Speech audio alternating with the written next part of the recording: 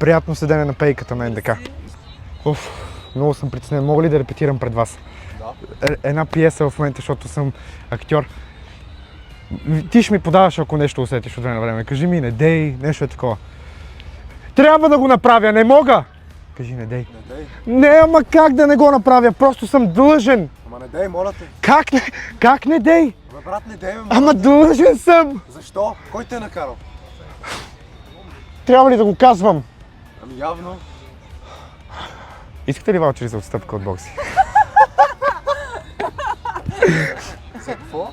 За отстъпка от бокси. Вече трябва да... Даже, знаете ли какво?